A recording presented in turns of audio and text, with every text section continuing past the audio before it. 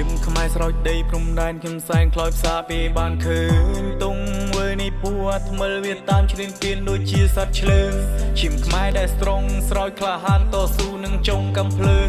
ឈាមពណ៌ក្រហមឆ្អៅការពារកូនចៅនឹងជាតិយកសេចក្តីស្លាប់មានណាមិនរអាតែអ្វីដែលឈឺចាប់ជាងស្លាប់បើបាត់ដីខេមរាផ្ទះសំបែងយើងត្រូវព្រួតដោយទឹកនេត្រា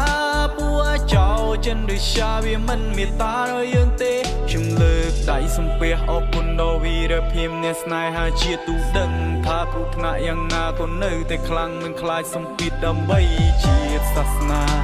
ព្រំដែននឹងទឹកដីជីវិតទុកមួយឡែកមិនញ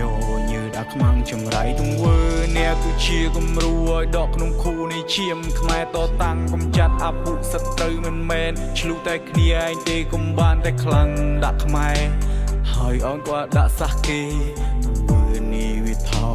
គឺថោកាត់ថ្លៃមិនបានទេ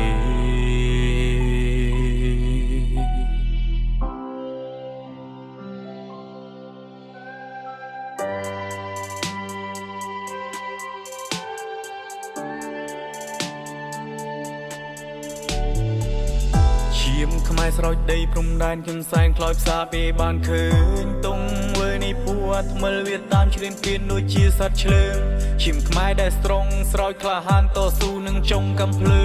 ឈាមពណ៌ក្រហមឆ្អៅការពារកូនចៅនឹងជាតិយើងឈាមយើងជាខ្មែរលះបង់ដើម្បីខ្មែរផលិនផលអាពុងចោ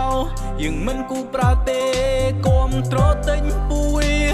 ដូចជាសម្លាប់ខ្មែរពួយយើងមិនមែនឆ្កែដែលគេធ្វើបាបមិនចេះចាំហើយ1000ដូចជាកំភ្លើង10000ដូចយន្តហោះទុំលះក្របខ្មែរត្រូវតែចាំខ្មែរត្រូវតែកិនកុំធ្វើដូចជាសារសំណួរពីពួរអាសៀមនឹងយួន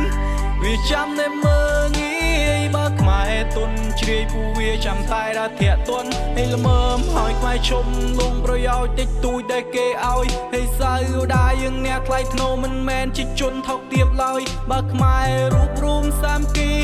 នឹងខ្លាំងមិនខានឡើយសង្ឃឹមដល់ថ្ងៃមួយខ្មែរអាចកម្ចាត់អ្វីជាមាននៅក្នុងប្រទេស